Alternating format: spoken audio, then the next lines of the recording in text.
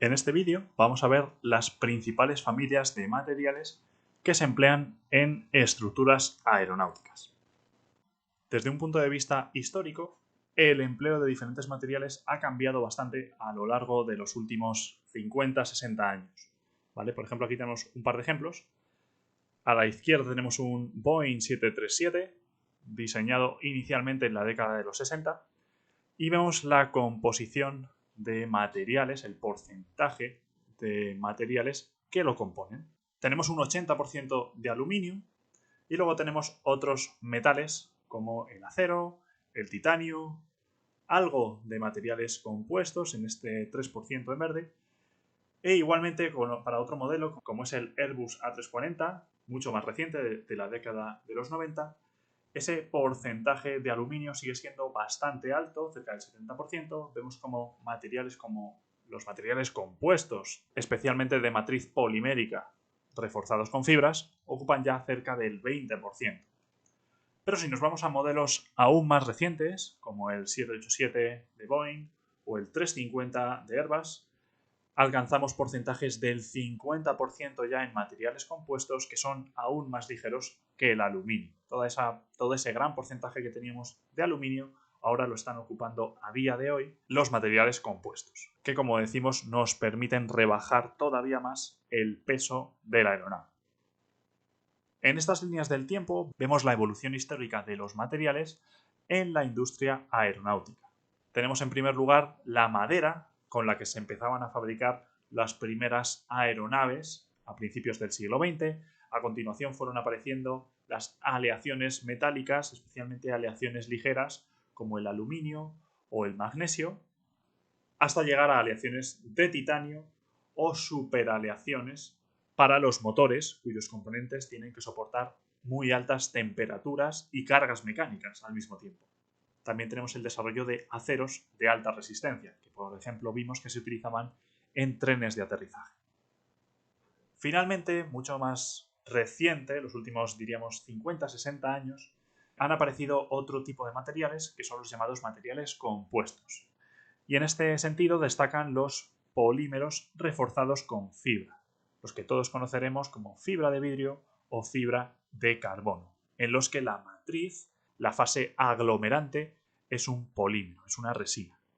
Entonces tenemos, pues como decíamos, la fibra de vidrio, que es la que se empezó a desarrollar más temprano, más tarde la fibra de carbono, y más adelante llegaron materiales compuestos más complejos, como los de matriz metálica, para algunas aplicaciones especiales, o los carbono-carbono, es decir, matriz y refuerzo están fabricados en carbono. Tienen una altísima resistencia al desgaste y a las altas temperaturas. Por ejemplo, para vehículos de reentrada atmosférica, vehículos espaciales que necesitan volver a la Tierra y atravesar la atmósfera a alta velocidad, el nivel de temperatura que tienen que soportar es muy alto. Entonces, a día de hoy se fabrican en este tipo de compuestos, carbono-carbono.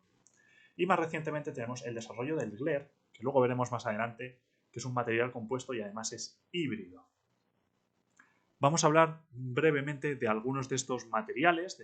Empezaremos hablando de las aleaciones metálicas, primero las de aluminio, de titanio y las superaleaciones.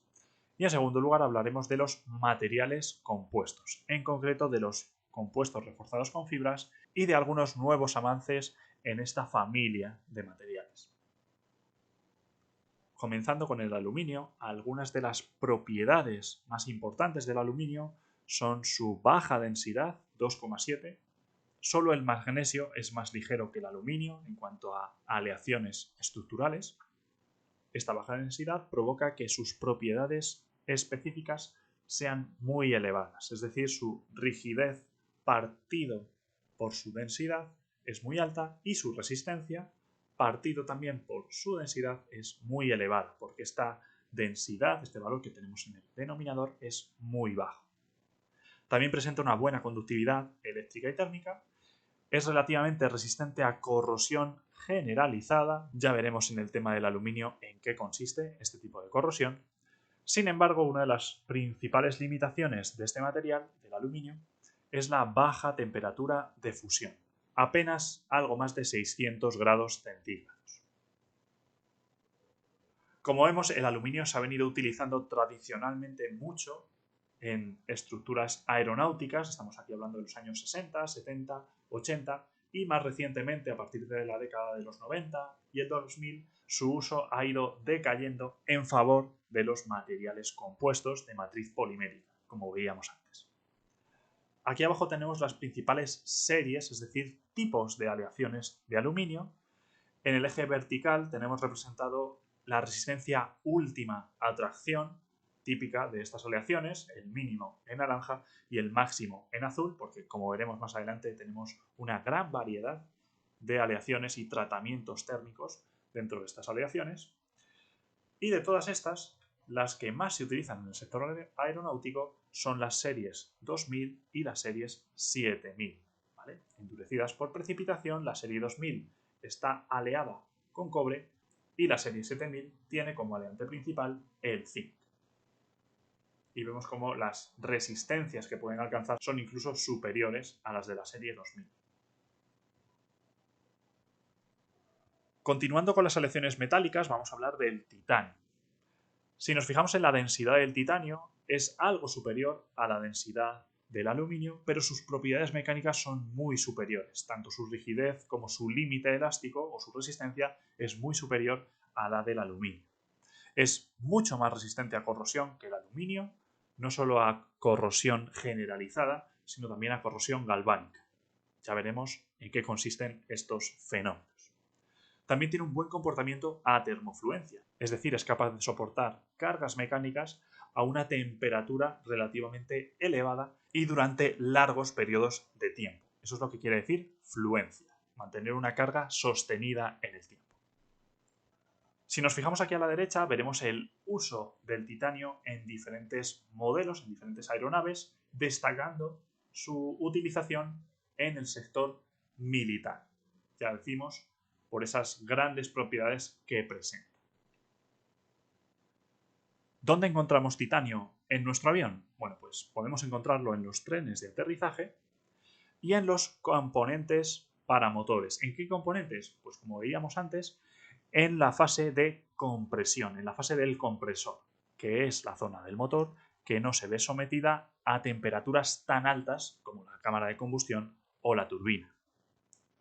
También se utiliza en recubrimientos, en las pieles de algunos aviones supersónicos, ya que las temperaturas a las que se van a ver sometidas dichas pieles es muy elevada debido a esa alta velocidad. Y para terminar con las aleaciones metálicas vamos a hablar de las superaleaciones. Como decíamos, estas suelen estar basadas en níquel o en cobalto, aunque destaca por encima de ellas el níquel, y contienen muchos más aleantes que aumentan su resistencia, su tenacidad y su durabilidad a muy alta temperatura. Esa es la característica más importante de este tipo de aleaciones. Presentan una grandísima resistencia mecánica a muy alta temperatura. Estamos hablando de temperaturas incluso por encima de los 1000 grados centígrados. ¿Para qué? Para ser utilizada en las fases de turbina de los motores. Como veríamos aquí a la derecha, aquí atrás tendríamos la fase de turbina. Aquí tendríamos las superaleaciones de níquel. Tienen una fluencia muy baja, es decir, soportan muy bien las cargas sostenidas a lo largo del tiempo, una gran estabilidad química, ya que a esa temperatura tienden a oxidarse y a corroerse muy rápidamente las aleaciones metálicas en general.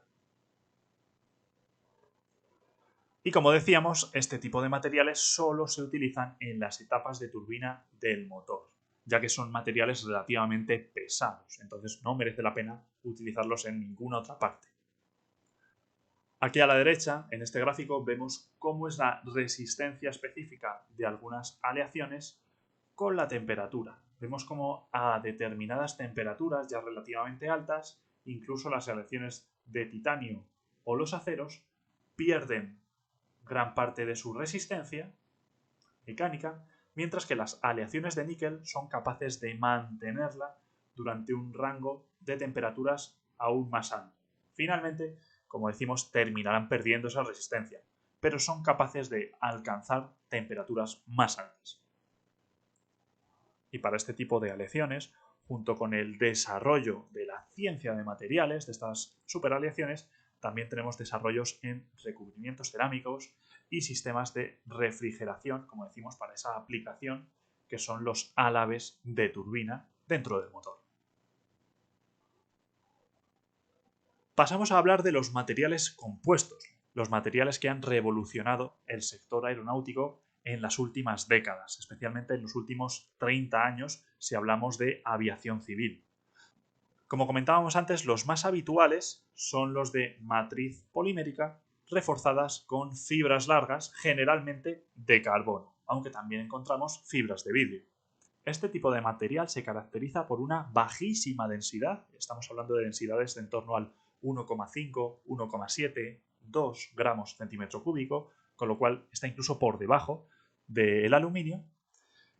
Esta baja densidad redunda en una altísima resistencia específica y en una altísima rigidez específica, ya que, por ejemplo, la rigidez de la fibra de carbono puede ser tan alta o más que la del acero y su densidad es unas 5 veces inferior, 4 o 5 veces inferior.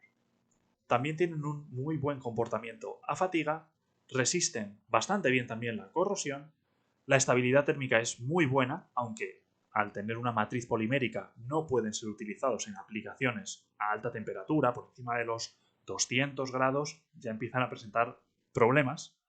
Y otra de las características es que al ser materiales reforzados con fibras, presentan una gran anisotropía. Veremos en el tema de materiales compuestos qué quiere decir esto, pero fundamentalmente es que en la dirección de las fibras estos materiales son muy rígidos y resistentes, pero en la dirección transversal de las fibras no son tan resistentes ni tan rígidos. Su rigidez y resistencia decae dramáticamente.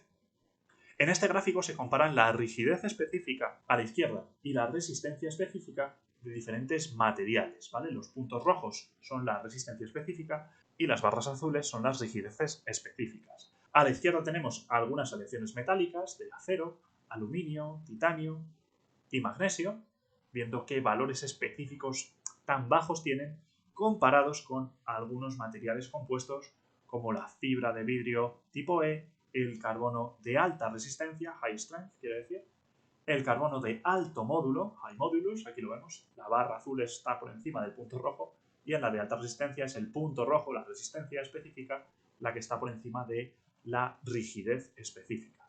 Y bueno, aquí a la derecha el último que tenemos es el Kevlar, que es una fibra de aramida. En realidad es una fibra polimérica y no cerámica como las fibras de vidrio o carbono.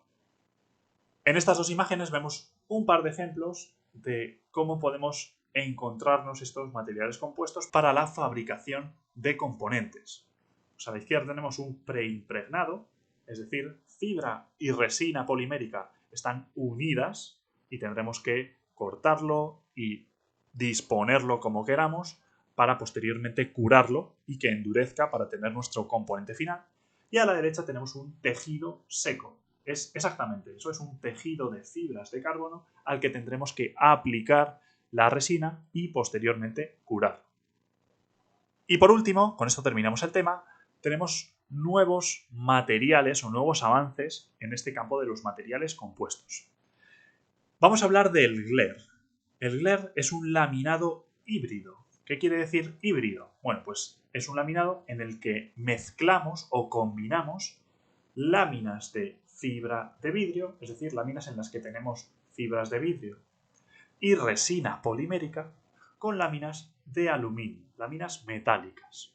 Esta combinación hace que este tipo de laminados, este tipo de material, tenga una muy buena tolerancia al daño, mucho mejor que la fibra de vidrio por sí sola, sin el aluminio.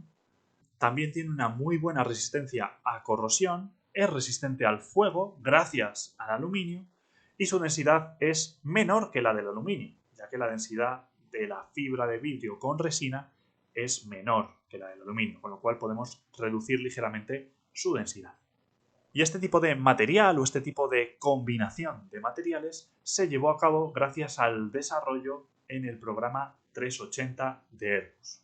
Una buena parte de la composición de esta aeronave está hecha en este material, está hecha en GLER, láminas de fibra de vidrio combinadas con láminas de aluminio.